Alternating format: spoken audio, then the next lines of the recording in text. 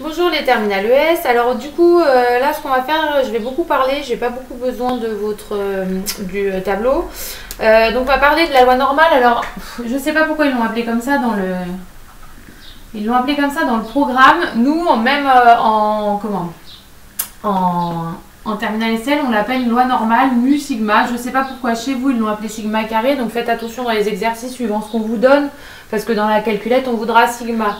Mais souvent, donc je vous le dis après dans la propriété qui est juste après, mais je vous le dis maintenant, dans les énoncés, ça c'est l'espérance.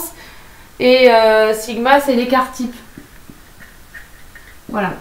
Donc souvent, ils vous écrivent pas ça du tout, ils vous font une phrase, ils vous disent l'espérance est et l'écart type est. Voilà. Ils vous embêtent pas avec le sigma carré. Je ne sais pas pourquoi dans le programme, ils vous embêtent avec ça, mais franchement, vous prenez pas la tête, ils vont vous faire une phrase normalement où vous marquez mu égale, sigma égale, il n'y a pas besoin de se casser la tête. Mais c'est juste, si vous regardez dans votre livre, il y aura la loi normale mu sigma carré. Pas compris pourquoi ça se faisait comme ça pour vous en terminale ES. Donc la première définition, franchement, si vous voulez aller regarder, vous avez un lien GeoGebra pour voir comment on... Parce qu'en fait, vous allez avoir une courbe, une loi normale comme ça, mu. Ici, donc sigma, je vous en parlerai juste après. Mais en fait, on va essayer pour retrouver les probabilités, on va essayer de la déplacer ici pour revenir à notre loi normale 1, 0. Donc voilà, on va essayer de revenir à ça, sauf que du coup, non c'est 0,1 pardon, je vais y arriver, aujourd'hui ça va pas.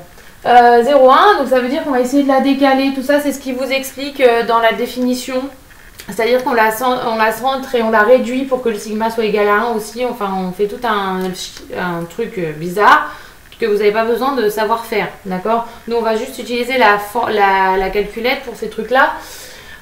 Donc ça c'est pour la première partie de définition. Deuxième partie, pour vous expliquer un petit peu comment ça marche. La deuxième partie, on vous donne remarque juste après le lien internet que je vous ai mis. Donc vous pouvez regarder, hein. C'est pas un lien intéressant. On vous dit, on remarque que pour tout réel x, mu moins x, x mu. Alors voilà, en fait vous avez mu ici, donc ça c'est la première chose à savoir, c'est que votre axe de symétrie c'est mu, je vous le dis juste en dessous. Et donc si je fais la même chose en bas, moins x, donc ici je me retrouve à mu moins x, là, bah par symétrie, ce truc rouge, ça sera égal à, si je fais plus x de ce côté-là et je suis à mu plus x, bah forcément, ce sera deux probabilités qui seront égales. C'est ça qu'on vous dit dans la remarque. Donc toujours par rapport à la symétrie, on va utiliser beaucoup la symétrie de la courbe.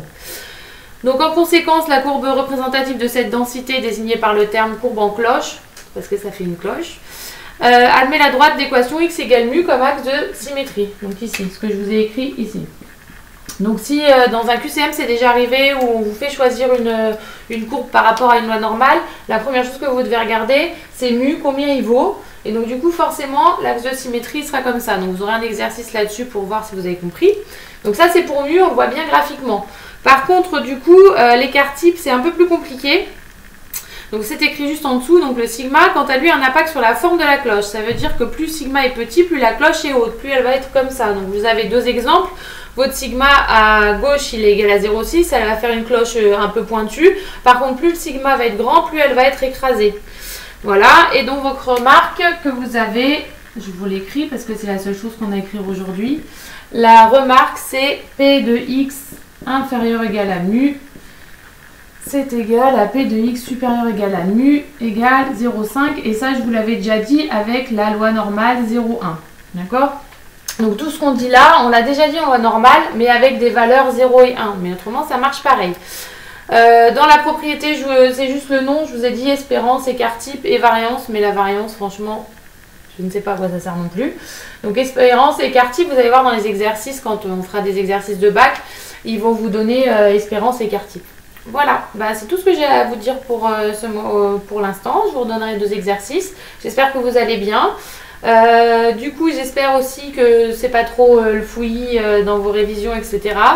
J'essaye de faire au mieux. Alors voilà, je ne sais pas si c'est bien ou pas, mais en tout cas, j'essaye de faire au mieux et que vous avanciez quand même et puis qu'on soit prêt s'il doit y avoir le bac à la même date, parce que pour l'instant, ils ne veulent pas changer la date. Tant mieux pour vous d'ailleurs, parce que de toute façon on est prêt. Donc voilà, donc je vous embrasse fort tous et j'espère que tout le monde va bien.